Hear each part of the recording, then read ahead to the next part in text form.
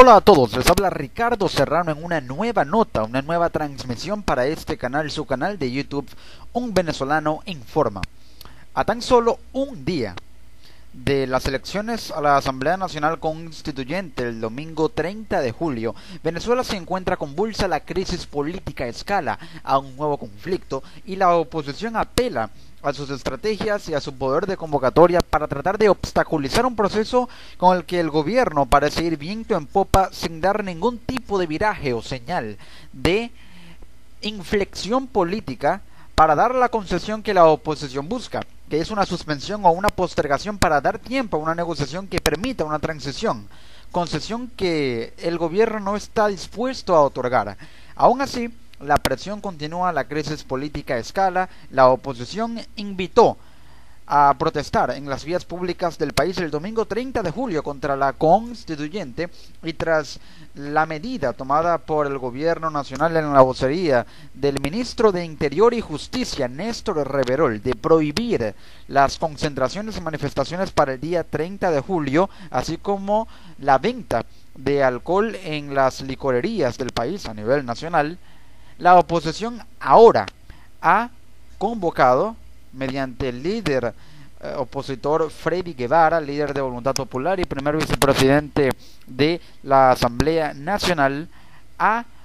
tomar Venezuela. Inicialmente la oposición había convocado a la toma de Caracas, es decir, a una concentración y movilización desde los distintos estados de Venezuela a Caracas, pero ahora la protesta será a nivel nacional. Habrá movilizaciones a Caracas, más que todo a nivel interno, pero también concentraciones en cada estado para, de alguna manera, tratar de ejecutar lo que la oposición ha llamado un boicot cívico electoral, es decir, impedir el proceso de la Asamblea Nacional Constituyente. De hecho, ya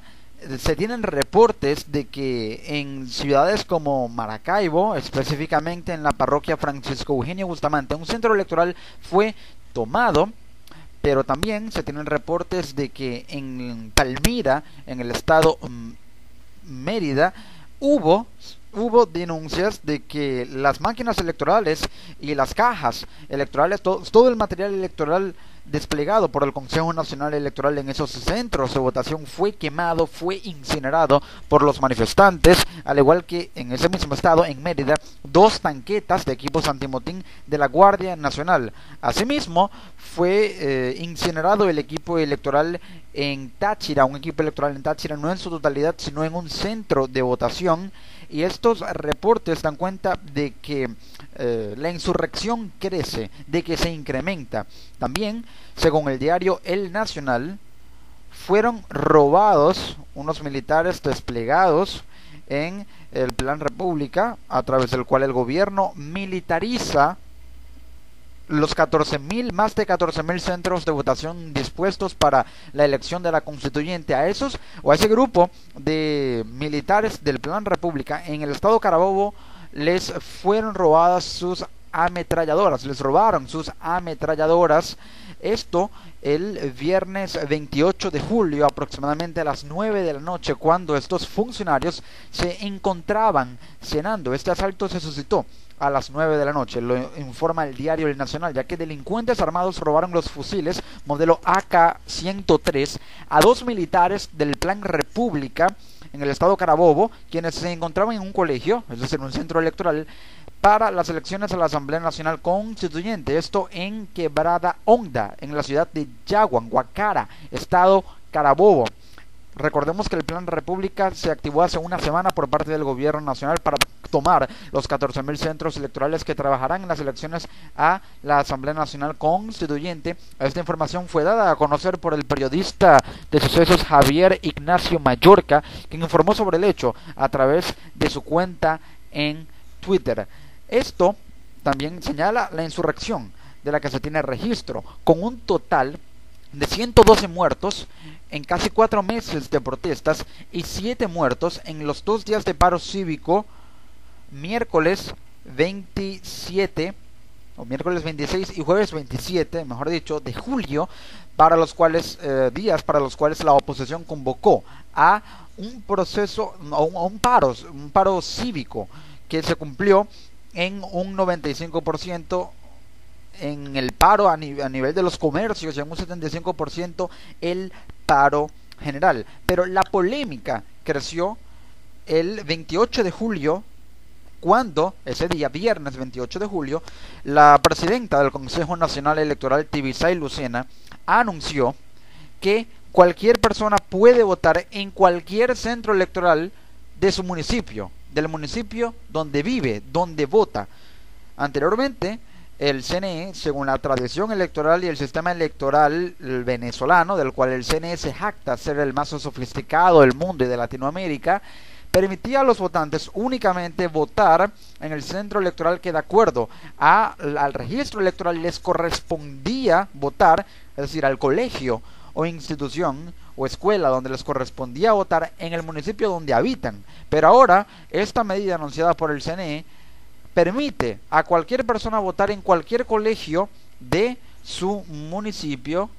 del municipio donde habita. Esto, según lo alega la presidenta del CNE, Tibisay Lucena, para que en caso de que se suscite violencia o disturbios en un centro electoral, esas personas puedan dirigirse a otro centro electoral del municipio donde habitan para poder votar, y en caso de no poder votar en su municipio, dirigirse, en el caso de vivir en Caracas, al Poliedro de Caracas, a esta estructura monumental que alberga unas 20.000 personas aproximadamente, para que los municipios, todos los municipios de Caracas, en caso de que haya disturbios en ellos, sus habitantes puedan dirigirse al Poliedro de Caracas como medida de contingencia para que se pueda garantizar la participación que el gobierno busca y que el CNE promulga. Pero al Poliedro de Caracas podrán acudir los electores inscritos en cualquiera de los municipios de la capital venezolana, ya sea Chacao, Baruta, El Hatillo, Sucre y Libertador. También detalló la presidenta del CNE que los votantes de las ciudades de Maracaibo, Zulia, el municipio de Maracaibo, y el municipio Libertador en Caracas, bastión del chavismo, el centro de Caracas, donde se encuentra el Palacio de Gobierno, que es el Palacio de Miraflores,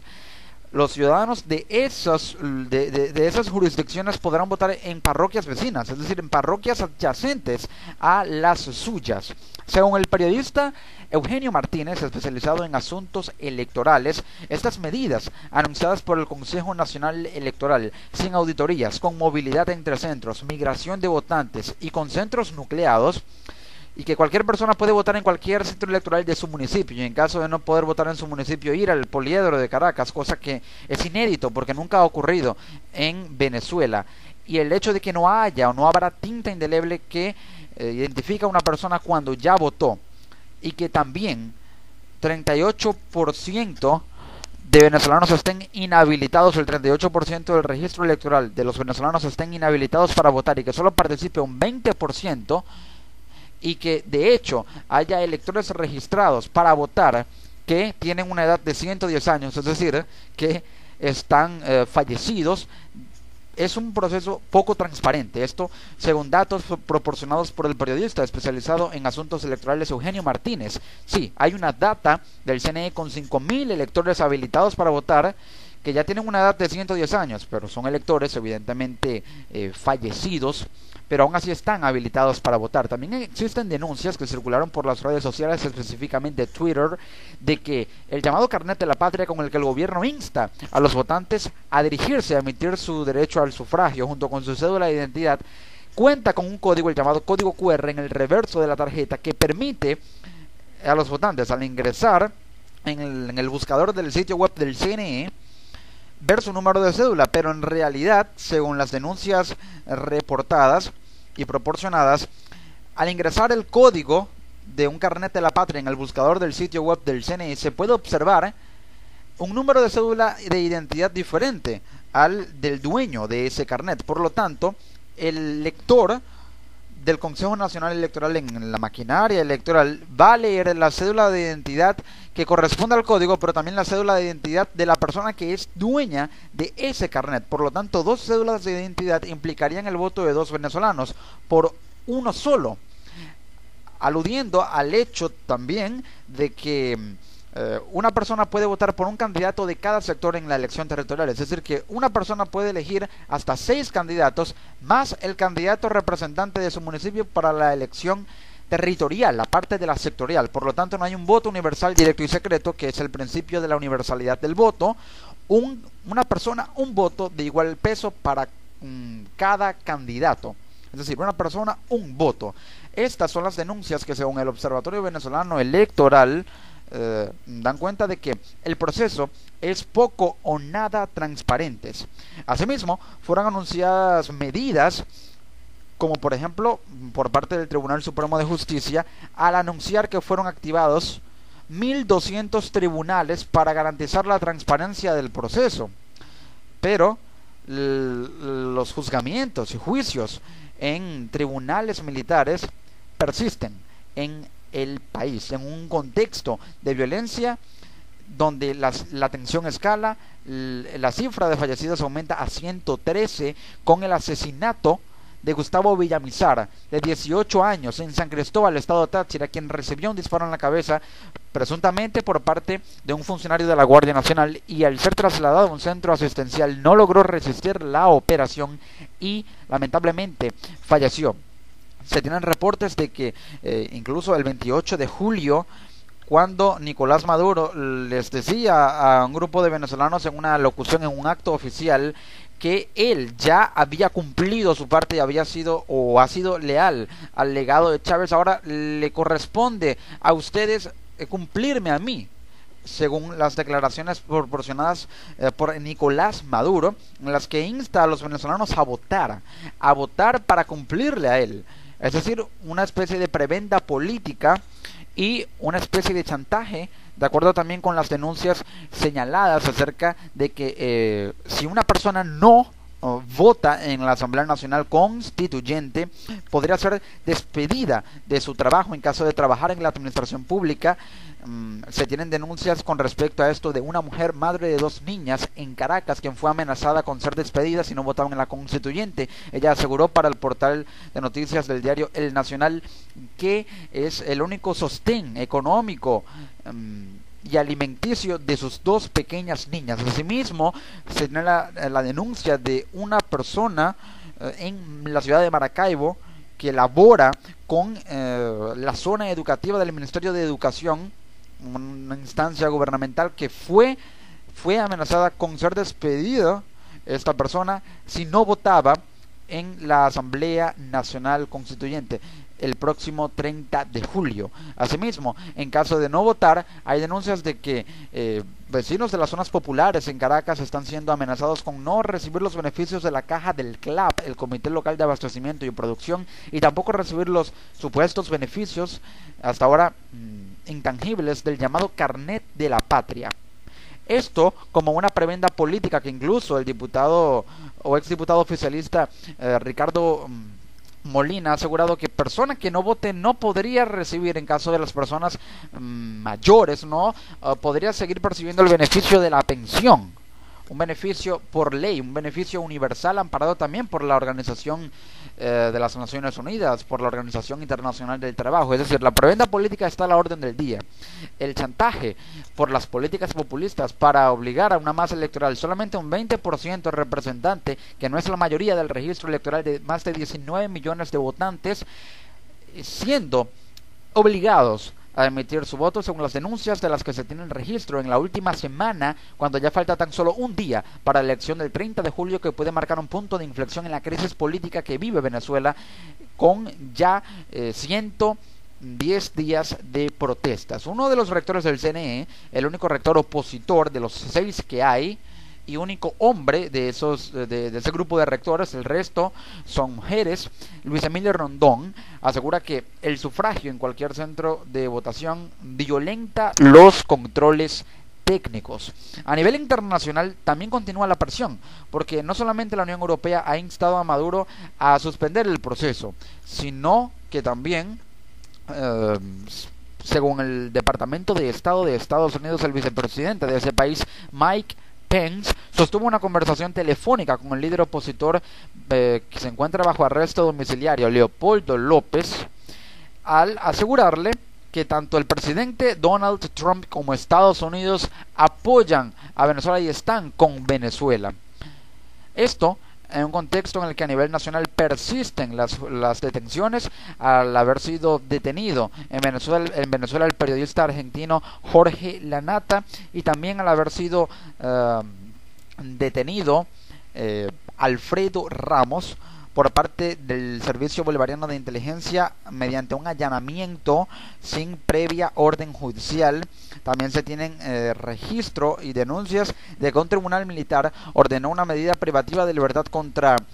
Ángel Machado, concejal de Maracaibo, Estado Zulia, al occidente del país, y también el equipo de prensa del partido opositor Voluntad Popular, el partido de Leopoldo López. Es decir, las persecuciones se incrementan, ya aumenta a 480 el número de presos políticos en Venezuela, y asimismo el CNE continúa implementando estas medidas de contingencia para garantizar la participación en un proceso que solamente es apoyado por un 10% de la población, pero rechazado por un 72,7% del país, según la encuestadora Data Analysis. Un 48,3% está muy en desacuerdo con la constituyente, un 24,4% está en desacuerdo, un 3,1% es indiferente, solo un 13,2% está de acuerdo, 7,2% muy de acuerdo, y un 3,8% no sabe o no contestó a esta encuesta. 72,7% de los venezolanos está en total desacuerdo y rechazo a la constituyente, y solo 20,4% está en total acuerdo con la Asamblea Nacional Constituyente. Esto según cifras de la encuestadora Data Analysis. En días previos, pero a un solo día en el que Maduro reitera su llamado a la oposición a sentarse a negociar antes de que se ejecute la Asamblea Nacional Constituyente, Maduro no da marcha atrás, asegura que el proceso sigue viendo en popa, que va a sesionar la Asamblea Nacional Constituyente en un escenario en el que, según el exdiputado número 2 del chavismo, Diosdado Cabello, la Asamblea Constituyente se instalará 72 horas después de la elección. Pero hay informaciones que señalan que el gobierno estaría negociando con la oposición un cese de las protestas a cambio de postergar la constituyente hasta dentro de unos 45 días, a lo cual la oposición se ha negado. Líderes como Leopoldo López, Manuel Rosales, María Corina Machado, Julio Borges, Henry Ramos, Alup, Freddy Guevara y el resto de los políticos militantes de los partidos de la MUT, los principales, Voluntad Popular, Primero Justicia, Un Nuevo Tiempo, han dado un rotundo no a esta propuesta, cuyo mediador fue, presuntamente en la casa de Leopoldo López, el expresidente del gobierno español, José Luis Rodríguez Zapatero, a quien acusan de ser un mensajero, un emisario del gobierno. Paralelamente, la presión internacional persiste. No muy lejos de Venezuela, el presidente de Colombia, Juan Manuel Santos, aseguró lo siguiente, y cito: seguiremos insistiendo en una salida pacífica para que Venezuela salga de ese oscurantismo. Pero también el presidente Juan Manuel Santos declaró que no va a reconocer los resultados de la Asamblea Nacional Constituyente de esas elecciones el próximo 30 de julio. En un escenario interno donde aumentan las persecuciones, el Tribunal Supremo de Justicia condenó a 15 meses de prisión al alcalde Alfredo Ramos, alcalde que fue detenido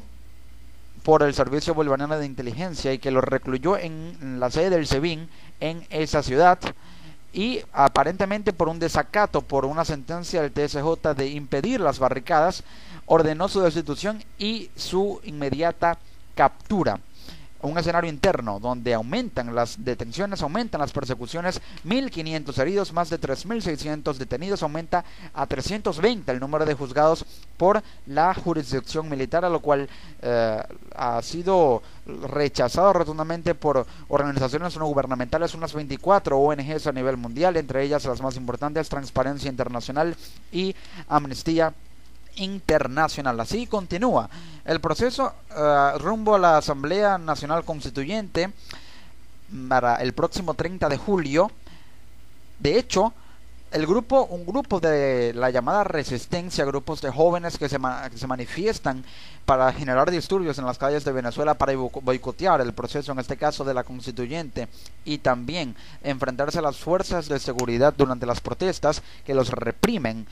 contundentemente,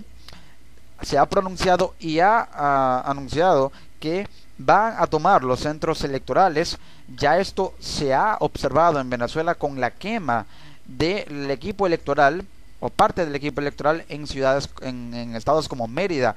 como Táchira, también saboteos a centros electorales en Maracaibo. Las incidencias aumentan previo a un proceso que cuenta con un rechazo de 72,7% de los venezolanos, como lo es la Asamblea Nacional Constituyente, a lo cual el gobierno no ha respondido si efectivamente va a sesionar en la Asamblea Nacional, ni la oposición ha respondido acerca de cómo hará o qué medida tomará para que la Asamblea Constituyente no sesione en el Parlamento donde sesiona la Asamblea Nacional, que según el abogado constitucionalista José Vicente Aro, podría ser disuelta por la constituyente, o podría terminar de ser disuelta más de lo que ya ha venido siendo de facto por el TSJ, ahora por una asamblea constituyente que pueda actuar como un suprapoder al designar incluso como presidente de esa constituyente a Diosdado Cabello, que podría tomar